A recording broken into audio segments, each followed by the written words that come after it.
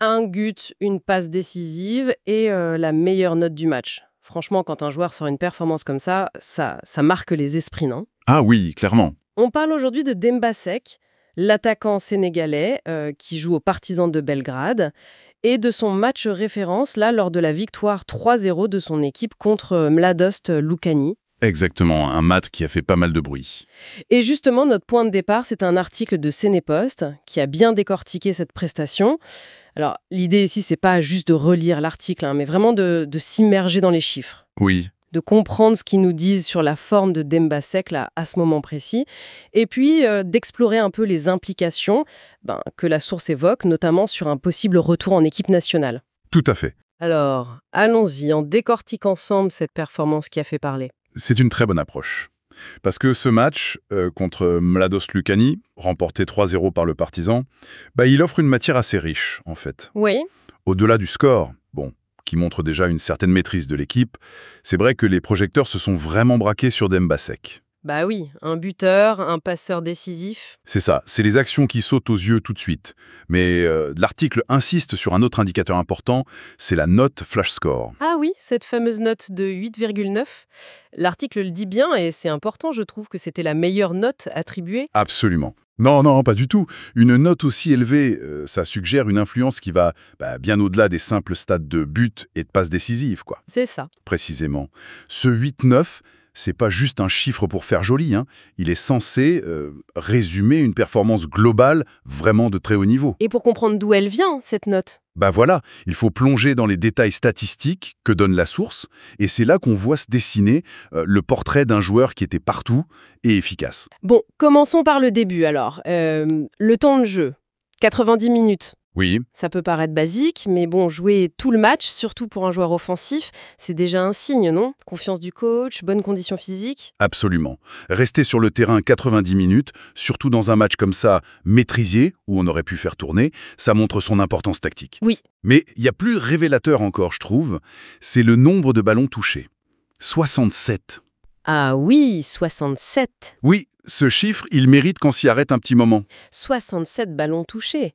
Pour un ailier ou un attaquant, c'est un volume considérable en fait. Énorme. Ça suggère qu'il n'est pas resté juste dans son couloir à attendre le ballon, quoi. Il a dû être super actif dans la construction, venir chercher les ballons, participer au jeu. Exactement. Ça dépend un joueur qui se contente pas d'attendre un exploit individuel, mais qui s'intègre vraiment dans la circulation du ballon. Qui propose des solutions. Voilà. Qui propose, qui est disponible pour ses coéquipiers, constamment. C'est souvent la marque d'un joueur en pleine confiance, qui n'hésite pas à prendre des responsabilités dans le jeu. D'accord. Mais bon, toucher beaucoup de ballons, c'est une chose. Qu'est-ce qu'il en a fait? C'est la question. Et c'est là que la précision des passes entre en jeu. Et là, les chiffres donnés par Sénépost sont assez parlants. 38 passes réussies sur 42 tentées. Ça fait un taux de réussite de 90%. C'est très, très élevé.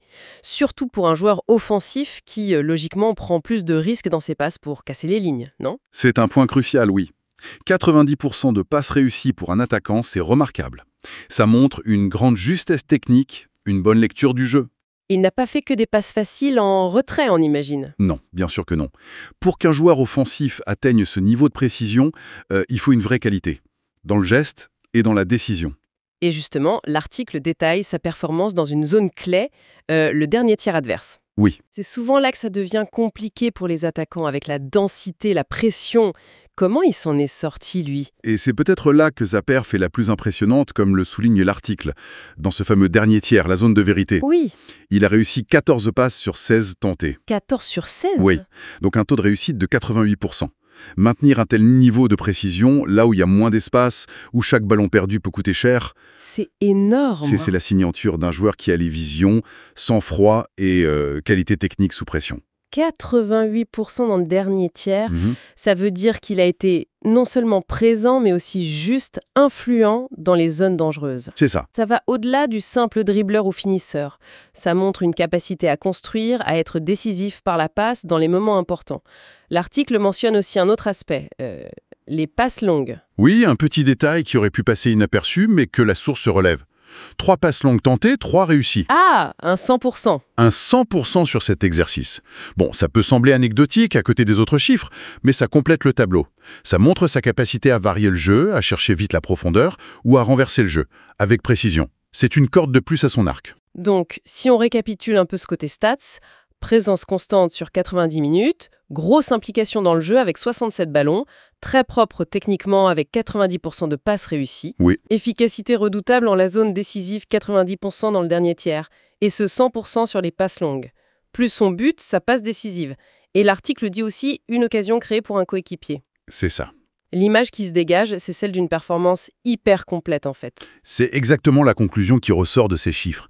Ils montrent pas juste un coup d'éclat isolé, mais une vraie maîtrise technique et tactique sur tout le match. D'accord. Ils permettent de comprendre pourquoi cette note de 8,9 a été donnée. C'est pas seulement pour le but et la passe décis, mais pour cette activité, cette justesse technique dans les zones importantes. Alors justement, l'article de Senexpost, il ne s'arrête pas juste à la photo de ce match contre Mladost Lucani.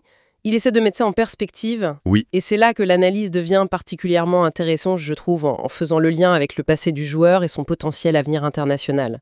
La source rappelle un match antérieur de Seck, avec le Sénégal cette fois, entre la Bolivie. Oui, ce match contre la Bolivie, victoire 2-0, il est cité comme un moment où Demba Seck avait déjà laissé entrevoir ses qualités.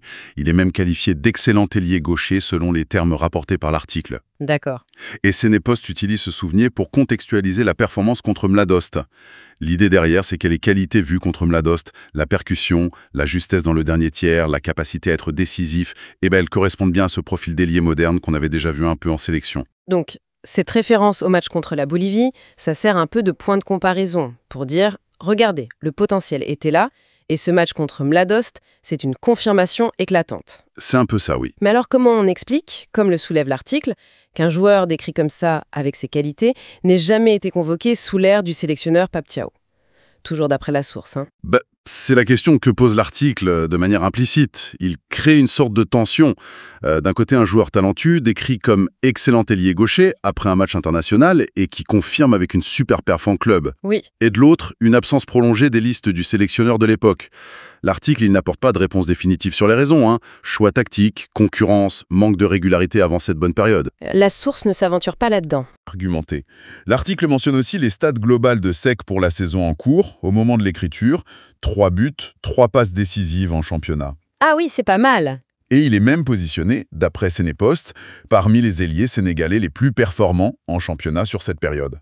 Donc ce match contre Mladost, il n'est pas présenté comme un coup d'éclat sorti de nulle part, mais plutôt comme le point culminant d'une bonne dynamique personnelle. Et c'est sur cette base super perf dans ce match, stats saisonnières solides et le souvenir de ses qualités déjà vues, que l'article avance cette idée qu'il devrait normalement retourner la tanière au mois de novembre. C'est assez fort comme affirmation, non? Même si c'est nuancé juste après.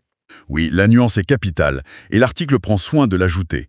Si l'on se base seulement sur la performance du moment, c'est reconnaître implicitement que la sélection, ça dépend pas juste d'un seul match ou d'une courte période de forme. Bien sûr. Mais l'argumentaire de Senpost s'appuie vraiment sur ce momentum.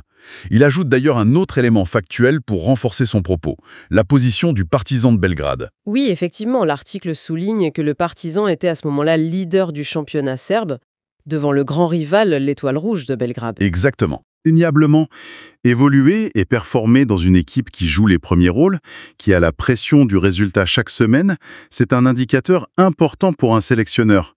Ça montre que le joueur répond présent dans un environnement exigeant. Donc le succès collectif du Partizan vient appuyer la perf individuelle de Seck. C'est ça, dans la logique développée par l'article. L'idée, c'est que tous les voyants semblaient au vert à cet instant précis pour envisager son retour. Donc si on synthétise un peu le raisonnement présenté par Senepost, on a un joueur, Demba Seck, il sort d'un match exceptionnel avec le Partizan, but, passe D, meilleur nost, stats individuelles solides. Voilà. Cette performance s'inscrit dans une bonne dynamique perso, 3 buts, 3 passes décisives, à ce moment-là. Son club est leader. Par le passé, il a montré des choses en sélection contre la Bolivie. C'est ça. Malgré ça, pas appelé récemment sous Pape Thiaw.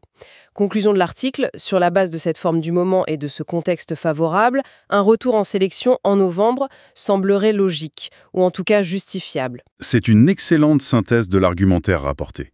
L'article construit un dossier basé sur des éléments factuels récents pour plaider en faveur d'une possible convocation. Il met vraiment en lumière un moment où le joueur semble être au top de sa forme et de son influence dans un club performant. C'est une photo très positive, un instantané capturé par Cinépost. Et cette photo est détaillée, argumentée par les chiffres. Mais elle reste, comme le dit l'article lui-même avec sa nuance, une photo du moment. On sent bien que l'équation d'une sélection nationale, c'est souvent plus complexe que ça. Tout à fait. L'analyse de Cinépost se concentre logiquement sur les éléments les plus récents, les plus tangibles, les stats, la forme, le classement du club. C'est ce qui est le plus facile à objectiver. Oui, Mais le choix d'un sélectionneur, ça intègre généralement une vision plus large. La performance immédiate, c'est un facteur, oui, souvent déterminant, mais rarement le seul. et c'est ce qui nous amène naturellement à la réflexion finale que cette analyse soulève. Cenepost met en avant des arguments forts, basés sur la performance. Mais au-delà de ces stats impressionnantes, de cette forme éclatante du moment, même dans un club leader, quels autres éléments entrent typiquement en jeu pour une décision de sélection? L'article n'approfondit pas ce point, mais il ouvre la porte à cette question. C'est une question essentielle pour comprendre la complexité du rôle de sélectionneur, hein. La forme du moment est scrutée, bien sûr. Mais il y a aussi la régularité sur une plus longue période. Un joueur peut avoir un pic de forme. Mais est-il capable de maintenir ce niveau? C'est vrai. Il y a la concurrence au même poste. Qui sont les autres joueurs dispo et quelles sont leurs performances? Il y a l'aspect tactique. Est-ce que le profil du joueur colle au système de jeu que le sélectionneur veut mettre en place? Est-ce qu'il s'intègre bien dans le collectif, sur le terrain et en dehors? On peut penser aussi à l'expérience internationale, peut-être. La capacité à gérer la pression spécifique des matchs de sélection qui est différente de celle en club. Exactement. Ou même des considérations liées à l'équilibre général du groupe. Un sélectionneur, il doit composer une équipe, pas juste additionner les meilleures individualités du moment, non? C'est tout à fait ça. Tous ces facteurs, la cohérence sur la durée, la concurrence, l'adaptabilité tactique, l'expérience, la dynamique de groupe, tout ça peut influencer une décision. Ça ne minimise pas l'importance d'une performance comme celle de Demba Sek contre Mladost, telle que rapportée par Cenepost. Non, bien sûr. Mais ça rappelle que le puzzle de la sélection, il est composé de nombreuses pièces. L'article nous a fourni une analyse détaillée d'une pièce maîtresse, celle de la forme du moment. Et elle était brillamment mise en lumière. Une pièce maîtresse, effectivement. Notre exploration de cette performance de Demba Sek, guidée par les infos et l'analyse de Cenepost, nous a permis de décortiquer un moment fort, chiffres à l'appui, et de comprendre pourquoi il a suscité des espoirs de retour en sélection à ce moment-là. Oui, c'est une bonne illustration. C'est une illustration parfaite de la façon dont une performance individuelle peut soudainement changer la perspective sur un joueur. La question reste ouverte pour la suite, évidemment, mais l'instantané, lui, était particulièrement parlant.